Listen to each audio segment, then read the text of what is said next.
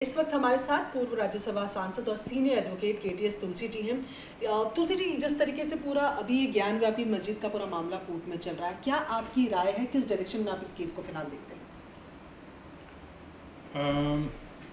मैं समझता हूँ कि पहले तो सत्य जानना बड़ा आवश्यक है। ये पता चलाना पड़ेगा कि किसने बनाई और क्या पहले कोई बिल्डिंग गिरा के बनाई। उसके लिए अदालत ने सबसे जो बेस्ट क्वालिटी एविडेंस है उसके लिए ऑर्डर किया है, और वहाँ पे जो भी कुछ दीवारों के ऊपर नज़र आया है उसको वीडियो रिकॉर्ड करने के लिए, और उसमें दोनों पार्टीज़ के वकील भी हैं, और ये कोई कोई झूठ नहीं बोल सकता है। अगर झूठ बोलता भी है तो वो अगले दिन पकड़ा जाएगा, क्योंकि इसका रिकॉर्ड पूरा अदालत में रहेगा। तो अगर ये साबित होता है कि वहाँ पे मंदिर था, तो लाजमी है कि मस्जिद का कोई हक नहीं है।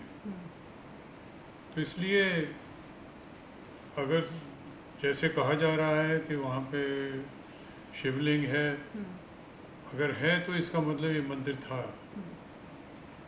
और अगर उसके बाद इस एविडेंस के अलावा जो हिस्टोरियंस की बात है, वो ये कहते हैं कि 1669 में ये औरंगज़ेब ने मंदिर गिरा के बनवाई, मस्जिद बनवाई। अगर ये सही है तो मस्जिद का कोई हक नहीं मेरे ख्याल से, क्योंकि ऐसे ही सिख धर्म में भी औरंगज़ेब ने बहुत जुल्म किया था, और शीशगंज साहब को गिरा के गुरुद्वारा गिरा के मस्जिद बनाई थी, सिखों ने फिर आके बना दी। मस्जिद गिरा के गुरुद्वारा बनाया। तो मैं ये समझता हूँ कि जो हिस्टोरिकल बातें हैं, जैसे कि गुरु तेग बहादुर साहब की शहीदी थी, और इस तरह से 18वीं सेंचुरी में महारानी, ये भी कहा जाता है कि महारानी होलकर ने 18वीं सदी में मस्जिद बनवाई थी। 3 वर्शंस हैं, और तीसरा वर्शन ये है कि ये अकबर ने मस्जिद बनाई मंदिर गिरा के। तो मेरे विचार में जिसने भी पहले बनाया उनको तोड़ने का अधिकार नहीं है।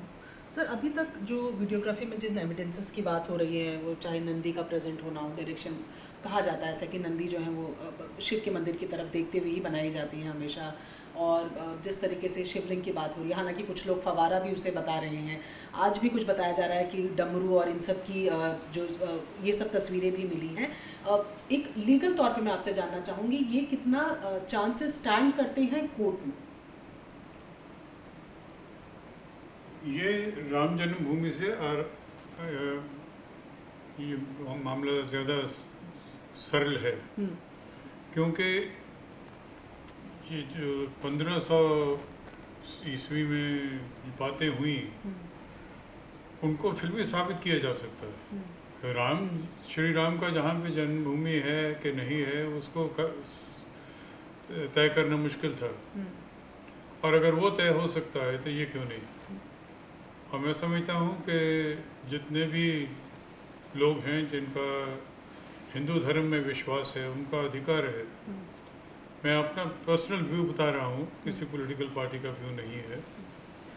तो बाकी पार्टी का क्या वर्शन है मेरे को नहीं मालूम। ठीक सर, इस तरीके के मामलों में क्योंकि मामला अब कोर्ट में जा चुका है, आपको क्या लगता है कितना समय ऐसे केसेस में लग जाता है? क्योंकि पिछला जो मामला हमने देखा वो तो बहुत खैर उसमें सर्कमस्टेंसेस भी बिल्कुल अलग थे। कितना लंबे समय तक ऐसे मामले? इसमें भी बहुत समय बीत गया है। ये तो अभी जज साहब ने ऑर्डर किया तो बात सुर्खियों में आ गई। तो मगर मैं ये समझता हूँ कि जैसे हिस्टोरियन ऑड्रे ट्रिस्ट ये कहते हैं कि ये जो है मस्जिद ये औरंगज़ेब के टाइम पे बनी है। वो अगर वहाँ पे बनी है तो एक नहीं सैकड़ों मंदिर जो है वो तोड़े गए, गुरुद्वारे तोड़े गए। तो ये साबित करना इतना मुश्किल नहीं होगा, क्योंकि क्या इसका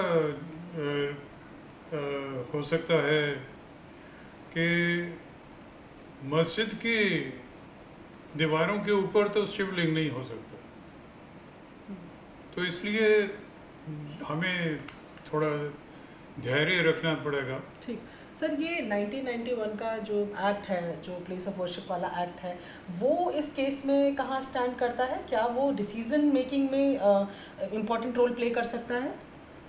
देखिए, डिसीजन मेकिंग में वो कर सकता है, मगर उसमें फ़र्क भी है, क्योंकि जो 1947 के जो एक्ट है उसमें ये साबित नहीं हुआ था कि किस मस्जिद में मंदिर है। अब जैसे मान लीजिए कि कुतुब मीनार के ऊपर पास जाएं, तो कुतुब मीनार में मंदिर है, कल को वो मंदिर हटा दिया जाए मगर मंदिर तो रहेगा।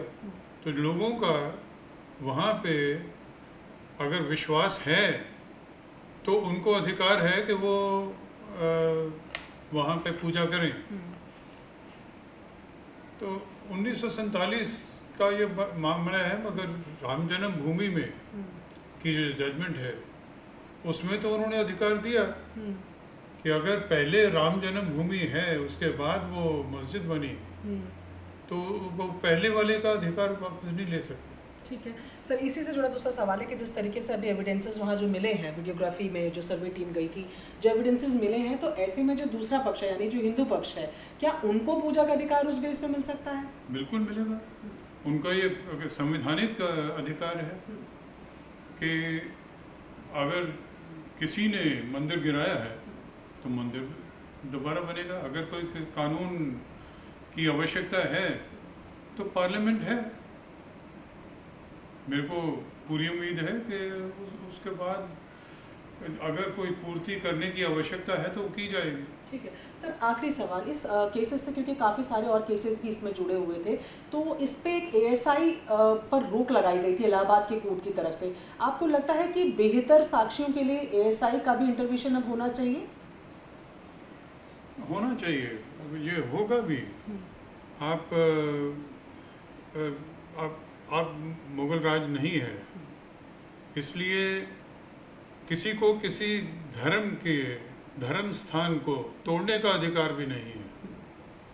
अगर वो साबित अब हो रहा है, क्योंकि अभी अनवेल हुआ, तो मेरे को पूरा ये उम्मीद है कि सरकार को अधिकार देना पड़ेगा कि वहाँ पे भी पूजा रचना किया जाए।